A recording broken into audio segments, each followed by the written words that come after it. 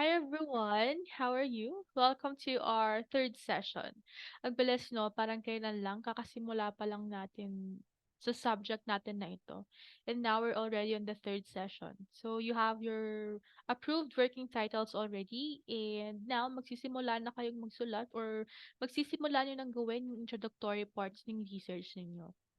So, how's your research journey so far? Kamusta ang pag-iisip at pagre-revise ng mga titles, as well as ang pagko-collaborate with your group mates or group members? Okay, sige. So, without further ado, let's start with our lesson for today. So, for this recorded lecture, we will discuss the following. First is writing the introduction, then identifying the research problem, hypothesis, theoretical framework, significance of the study, and definition of terms. So, itong mga i-discuss natin today, these are the introductory parts of your research, and also these parts are very important parts of your research proposal. Okay? So first, we have writing the introduction. The objectives first is to understand the aim and the objectives of research and to learn the different parts of the introduction. So ang introduction part, dito nyo makikita yung mga basic information regarding your research. Important ang part na ito kasi dito pa lang sinaset na natin yung tone ng research nyo or yung tone ng study nyo. So in here, makikita mo yung outline ng study. So kung ano yung mga aims, aim of the study, the topic, and yung objectives. Okay? So sabi dito, the introductory part of the research will include a brief introduction of the topic of the aim and the research objectives. That's how you introduce your study or that's how you introduce your research para sa mga readers yung study mo. So first, we have the aim. The aim of the research provides the desired outcomes that you hope to accomplish through the study. So ano ba yung desired outcome ng study mo? Ano, paano mo envision yung study na ito? Anong mga outcomes ang nakikita mo or ang na-desired mong makuha sa pamamagitan ng research or ng study na ginagawa ninyo? Then next, we have the objectives. The objectives of the research outline the particular issues that you need to address in order to achieve the aim above, yung aim ninyo. They are more specific than the aim in that they outline the particular dimensions of your research topic which are relevant to the overall aim of your research. So that's your objective. Mas specific siya compared dito kay aim kasi naka-outline siya. Yung mga dimension ng research topic mo, and then yung mga relevant factors pa for the aim of your research. Okay? Then we also have here your background of the study. Kasama rin sa introduction part yung background of the study. So, pwede ninyong gawing guide questions yung mga nandito sa pagsusulat ng part na ito ng introduction. So the context in which the research took place. So what is the background, the context in which the research took place? Paano ninyo naisip yung research na yon? Bakit yun yung research na ginawa nyo? So anong nakakuha ng interest nyo sa paggawa or pagsulat ng research na ginagawa ninyo? So why is this subject or issue important? Anong importance niya? Who are the key participants and or actors in the study? Sino ang mga kasama sa research nyo? Are there important trends or pivotal variables of which the reader needs to be made aware? So dito yung mga variables nyo, pinapahapyawan na din natin i-discuss. A clear and brief statement of the aims and objectives that the research is going to address. Dito, yung aims and objectives na na-discuss natin sa previous slides.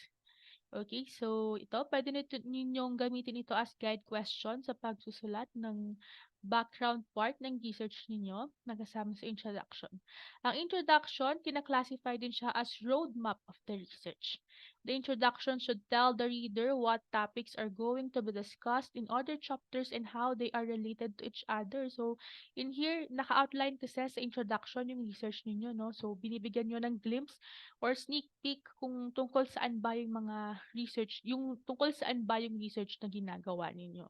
So, kaya dito nakikita din yung mga important factors or may pahapyaw din regarding dun sa iba't ibang laman ng chapters ng research ninyo. In doing so, this will make it easier for the reader to follow along with the study and fully understand the purpose of the research. So, introduction pa lang natin, sa introduction pa lang na nakikita na kung ano yung purpose ng research ninyo. So, here, para mas madali ninyong maintindihan, kaya siya tinawag na roadmap kasi nandito siya, where they are starting from, the context in which the journey is taking place, yung context ng research, where they are going to end up, desired outcomes, right? The route which they will take to reach their final destination, the process, nakalagay na sa introduction kung may pahapyaw na kung paano ninyo i-conduct yung research ninyo. Okay? So, here's an example of an introduction. So, itong introduction na 'to ay mula ito sa research na determining perceived service quality as a factor to improve customer satisfaction in the hotel industry. So, ang research kasi class ano, para siyang onion, 'di ba? Yung onion meron siyang skin, ta's 'pag hinati mo siya sa gitna meron siyang iba't ibang layers. So, parang gano'n ang research. Magsisimula tayo sa skin or dun sa pinaka-broad information, general information or general, terms ng research ninyo, and as you go along, habang papunta tayo sa iba't ibang chapters ng research nyo, mas nagiging specific tayo. Okay? So, para siyang onion with layers. And as you peel it, merong iba't ibang layers and iba't ibang info kayong makikita. So, magsisimula siya sa medyo broad factors, general factors, hanggang sa papunta sa mga specific parts, specific chapters, or specific details ng research. Okay? So, here, sabi natin, introduction is like a roadmap. So, ito ang example. Ang title ng research nila is Determining Perceived Service Quality as a Factor to Improve Customer Satisfaction in the Hotel Industry. So, 'di ba? Sa title pa lang, alam mo na kung saan papunta yung research nila. Naka-outline na, 'di ba? And dito sa introduction, pinahapyawan nila kung ano ba yung desired outcomes or ano yung aim ng research na ginagawa nila. So, since this is about customer satisfaction in the hotel industry, sa introduction nila, kasama yung hotel industry. So, the hotel industry is a segment of the broader hospitality industry where it specializes in providing clients with lodging and accommodation services. So, here makikita nyo meron silang mga passages from past or previous researches, previous journals. So, here, nag-discuss sila yung hotel industry, nagpahapyaw sila dito, and then, since ang setting ng research nila, ika-conduct nila yung research nila sa Philippines, nagbigay rin sila dito ng information kung paano ang hotel industry in the Philippine setting. So, na-mention dito yung Department of Tourism. Yan. May star rating since meron tayong star rating classification sa hotel industry natin dito sa Philippines. Kung saan nyo ika-conduct yung research, pwede nyo rin isama yun. Bigay kayo ng information regarding doon. And then, here, part ng introduction nila, yung quality service. They discuss quality service. Satisfaction also. So, here, yes. And then, bibigyan ko kayo ng copy nito, don't worry. So, the hotel dimension, the star rating system of the DOT. So, nakita niyo yun, naka-outline yung mga important factors ng research nila. And then here,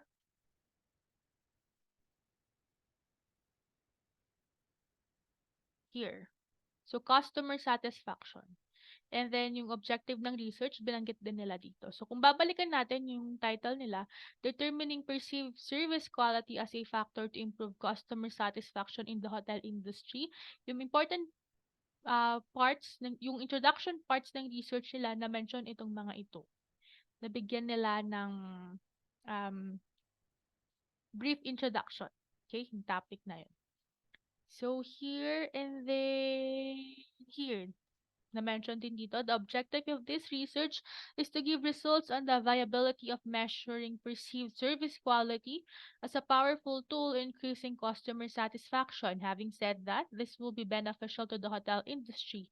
It also promotes sustainability in the aspect of innovating practices and services, aiming to achieve long-term results while considering economic and financial variables.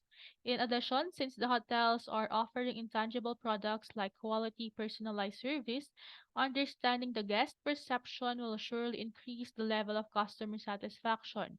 For certain, it will bring two-way benefits for the hotels and for the customers. Lastly, the researchers aspire for this study to provide a better discussion about perceived service quality in the hotel industry, which can be used by future researchers who are interested in this topic. So, kung babasahin nyo yung buong introduction nila, dito pa lang na-set na yung tone ng research or ng study. As well as, nagbigay na sila ng sneak peek or ng parang teaser para mas maintindihan ng readers kung ano ba yung outcomes and kung saan ba papunta yung study na ginagawa nila. Okay? So, these can be your reference sa pagsulat ninyo ng inyong introduction.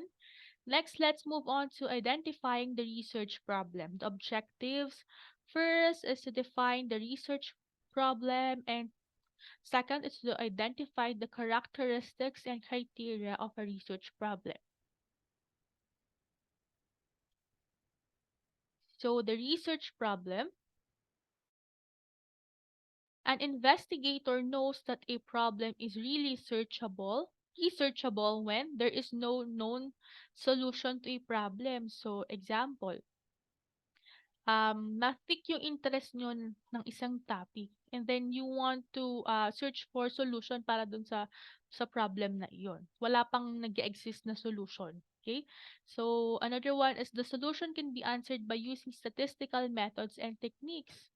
So, pwede kang makapag-formulate ng solution or makabuo ng solution sa pamamagitan ng mga statistical methods and different techniques. There are probable solutions but they are not yet tested. So, may mga possible na solutions para sa problem na yun pero hindi pa na-test kung effective ba siya as solution to that certain problem. And then the occurrence of the phenomenon requires scientific investigation to arrive to a precise solution. So, you have to study, you have to investigate para mag-arrive doon sa specific solution or sa precise solution. So, you will know that a problem is researchable kapag meron siya ng mga ganitong characteristics. Okay? So, characteristics of a research problem also kailangan smart siya, 'di ba? Napag-aralan niyo ito from your previous subjects. Smart. So, first specific, the problem should be specifically stated. Mas madali siyang i-solve kung specific or nakatumpak siya kung ano ba talaga yung problem na gusto mong i-solve. Next is measurable. It is easy to measure by using a research instrument in collecting data. Next is achievable. Results can be generated through correct statistical techniques and methods. Realistic results are not manipulated. And then time-bound, the shorter the completion, the better. Okay? So, kapag gagawa kayo ng research problem, when you formulate a research problem, make sure that this is, that research problem is smart. Okay? Magbe-base kayo dito. Sources of research problem for specialization. So the forte of a researcher is a great source of research problems since she already has a technical knowledge and expertise to identify areas of her fields that is viable for exploration. For example, yung mga research titles nyo, they're about hotel industry, you want to improve service quality, customer satisfaction, and others. So yun, specialization yun. Nasa hotel industry, nasa tourism industry. Existing and past researches. Other researches are a great source of problems. One can adopt the study and administer in a different area, or if a researcher saw a problem during a research, he can state at the end of his manuscript that he explored an area of his study that is viable for another investigation. So, yung mga ibang researches, pwede rin siyang maging source ng research problem. mga limitation parts and others, or you want to explore more about that research, you want to learn more or to learn more about that certain topic. So, pwede siya. And then next, we have here an example, into example ng research problem. So here yung title natin, Determining Perceived Service Quality as a Factor to Improve Customer Satisfaction in the Hotel Industry. So ito yung mga problem. First, to what extent is perceived service quality is considered, diba?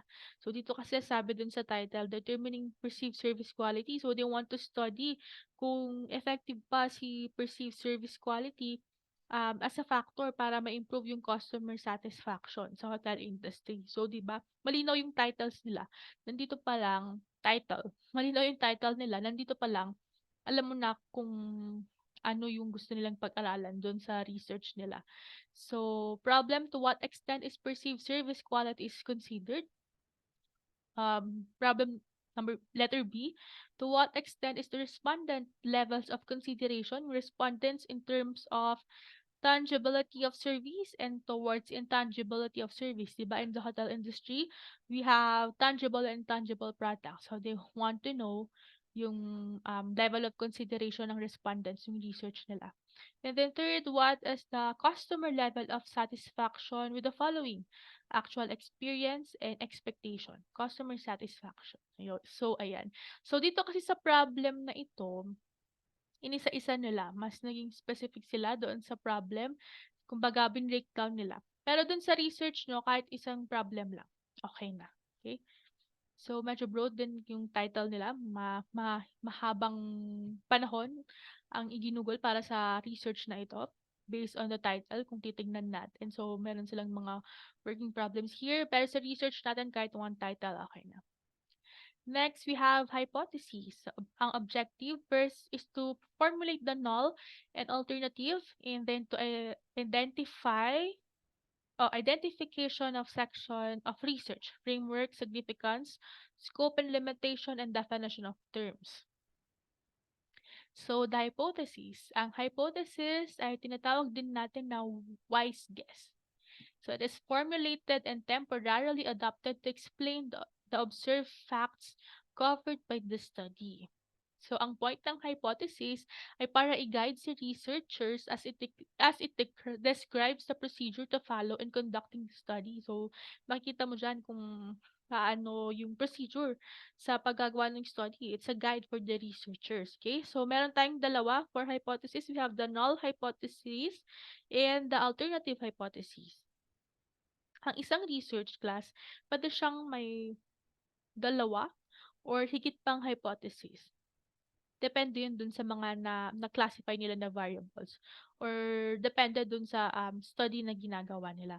Pero dito sa research natin, sa nagagawin ninyo, kahit isa lang, kahit isang null and isang alternative hypothesis lang. Okay na yun. Okay? So, the null hypothesis. The statement of the null hypothesis is always a denial of an existence of an attribute, a relationship, or difference of an effect. Okay? So, ang null hypothesis natin, lagi siyang in negative form. Ito ang example. So, the problem, determining perceived service quality as a factor to improve customer satisfaction in the hotel industry. So, ang null, perceived service quality has no significant relationship with the hotel industry dimension.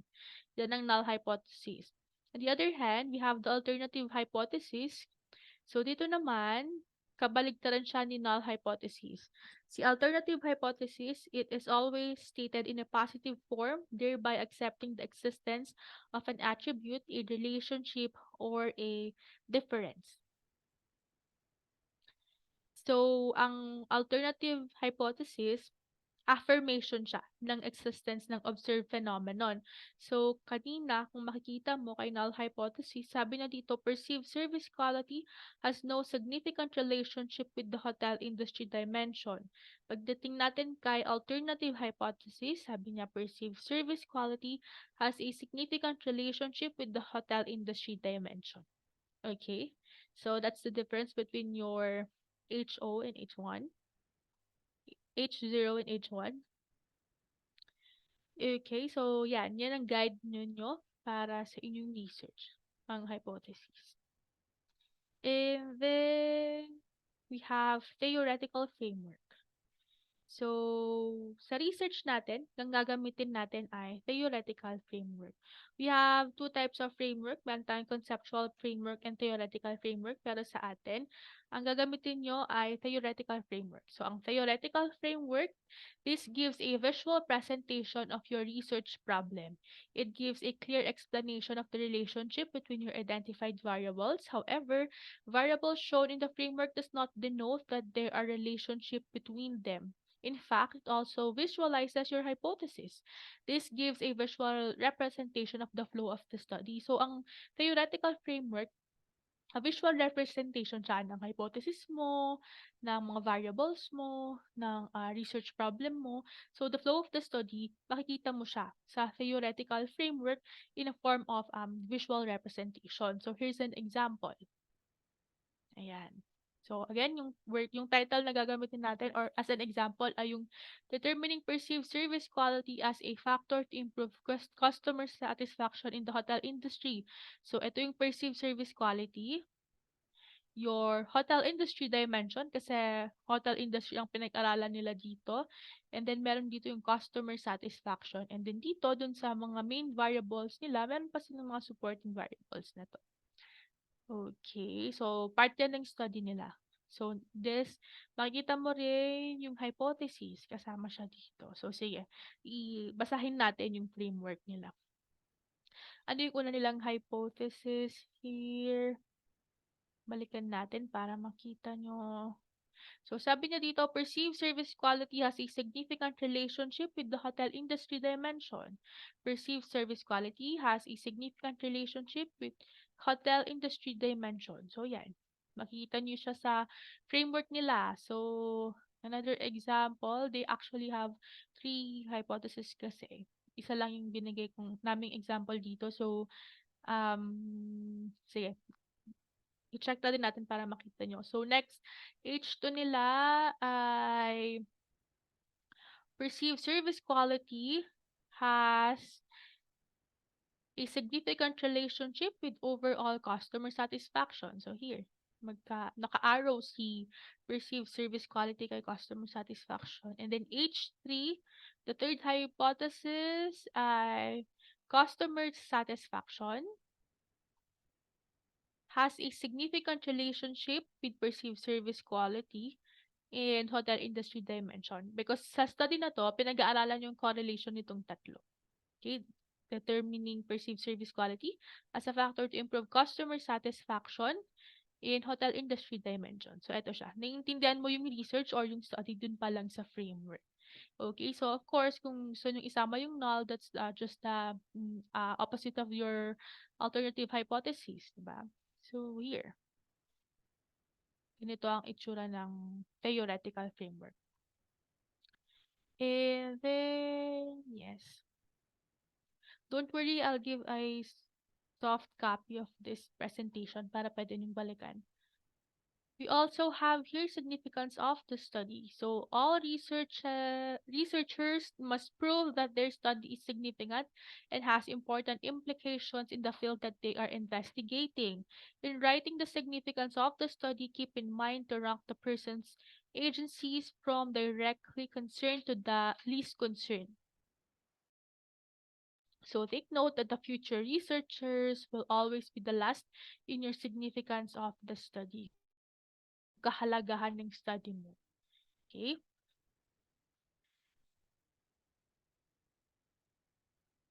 So here, this is an example of a significance of the study. This significance of the study ay mula sa research na impact of COVID-19 pandemic in selected hotels in Cebu City. So here.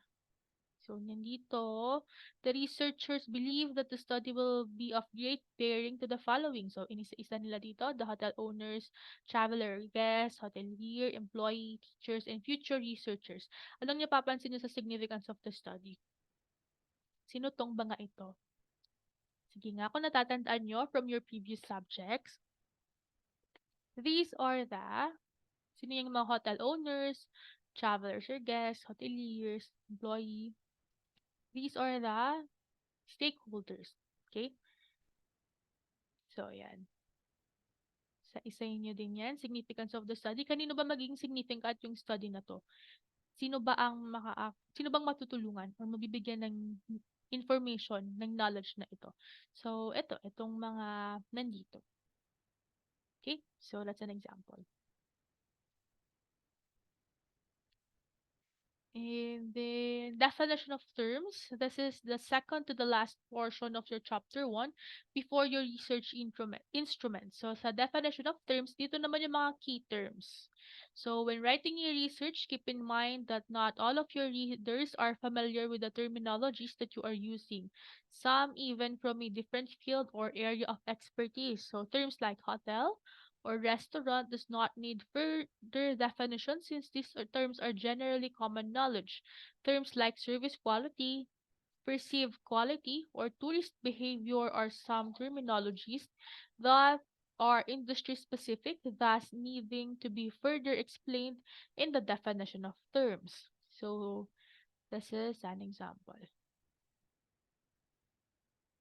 This research is from challenges encountered by the BSHM students of SWU FINMA under modular RAD learning. So yeah, okay.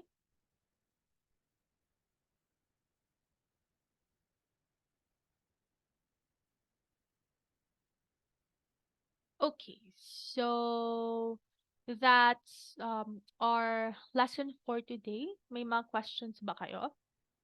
Okay, so if you have questions or clarifications, pwede kayong mag-message sa ating messenger or pwede niyo akong i-message privately sa messenger, pwede rin sa GCR if you want. Okay, so yes, thank you for watching this video. I hope you learned a thing or two and then ibibigay ko yung inyong activity for this week. Okay, have a great day everyone.